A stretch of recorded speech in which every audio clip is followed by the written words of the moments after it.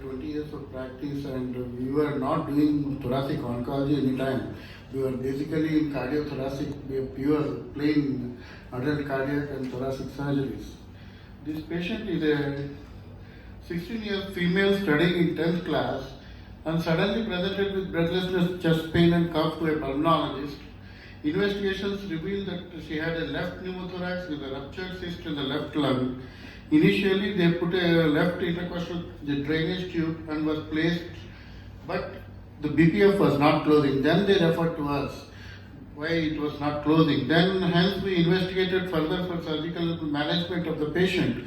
Then we could found a collapsed gross pneumothorax on the left side, and there is a cyst on the upper lobe of the left lung, and then we have done a bronchoscopy if any problem is there from the broncho, but it was looking normal. It was just a rupture of a cyst or a bulla.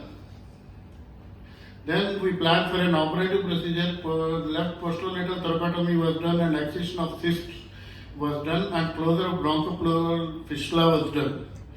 Then this cyst was sent for histopathological examination. On the second postoperative day, lung expanded completely with minimal ICD drain, and that ICD was removed on the second day, and the patient was discharged on the sixth day. We have done this patient in government scheme, free of cost. But we sent the patient for the histopathological examination, which was showing tumor was composed of spindle cells arranged in irregular fascicles. The tumors were interposed with microvasculature with foci of hemorrhage mitosis, which was partially seen. There was no evidence of any necrosis, ATP or malignancy. They were given an impression of suggestive solitary fibrous tumor and advised for ISC for confirmation. In the meantime, we tried to contact the patient after 2 weeks. When the histopathology has come, patient was not responding and we lost the contact of the patient. But again, after 6 months, she presented herself in the casualty with breathlessness, chest pain and cough. Then what we have found is she was evaluated again and found a huge mass in the superior mediastinum. A CT scan was done showing a large, well-defined lobulated hypodense lesion, mass approximately 12.1 into 7.6 into 8.5 centimeters in the superior mediastinum on the left side, a well-defined, elongated, enhancing heterogeneous lesion was approximately 7.4 into 2.8 into 9.7 centimeters was noted in the left pleural cavity extending from 9th, 10th and 11th ribs. So they given an impression of thymoma with a pleural deposit or metastasis. Then we did an ultrasound guided needle biopsy which revealed the lesion was composed of spindle cells arranged in the form of fascicles and sheets suspicious of synovial tumor. Then patient was having congestion, breathlessness on rest, so immediately we planned for decongesting the patient and did a left posterolateral thoracotomy again. And we were planning to excise the mass as it was solitary fibrous tumor. So other preoperative blood and image investigations were done, which were within normal limits. We scanned the brain, we scanned the abdomen, everything was normal. But on intraoperative finding, the lesion was a mediastinal mass arising from the medial part of the pericardial and major vascular channels, including aorta, pulmonary vessels, left upper lobe and posterolateral part of the chest wall. The posterolateral part of the chest wall we could remove completely and we can send it for histopathological examination. The medial part of the mediastinal mass was tightly adherent with the pericardial structures and aorta. So we had left in situ.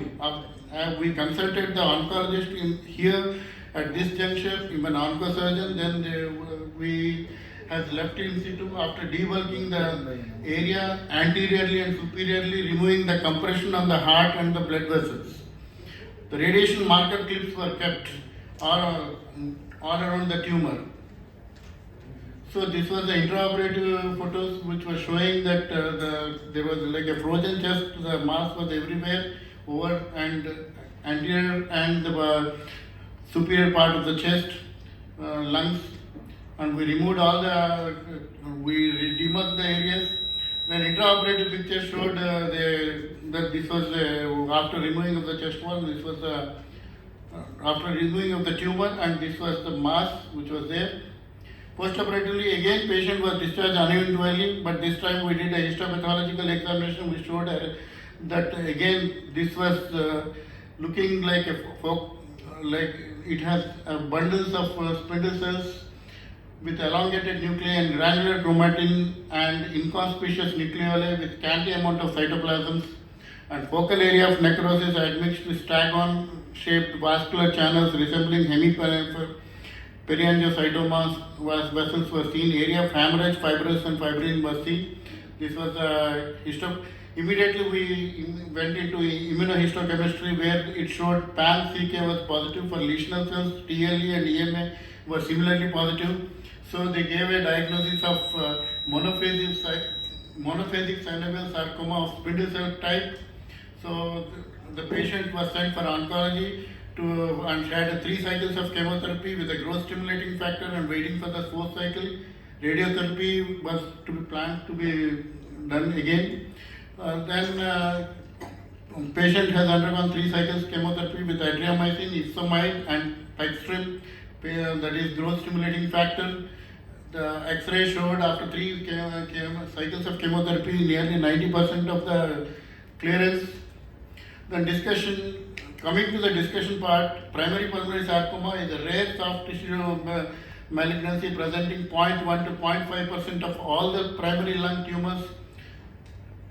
Our issues were the recognition of this tumor is an unexpected site such as pleura is often difficult, and monophasic variety of synovial sarcoma is often mistaken with other spindle cell tumors like solitary fibrous tumor, and primary synovial sarcoma presenting as pneumothorax manifesting pathologically as cystic and bullous rupture with only subtle evidence of malignancy proliferation, as is this case was rare. But when I went into the literature, we had seen couple of cases like this.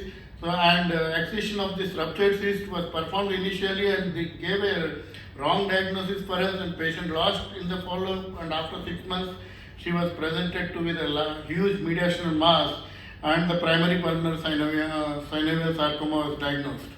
So actually, coming to the management part, the primary treatment was including surgical resection followed by adjuvant chemotherapy, doxorubicin and ipsomide, and radiofrequency thermal ablation. Hyperthermia is considered. This was what I found in the literature. Then prognosis was 5-year survival was estimated to be 50% if we remove the tumor completely, but here it was less than 24%. Adverse prognostic factors were including disease age, increasing age, male gender, large tumor more than 5 centimeters, and high mitotic activity. Here also it was more mitotic activity. So the conclusion was the primary pulmonary synovial sarcoma is a rare tumor of thorax and usually in adolescents with male preponderance. Here the patient was female.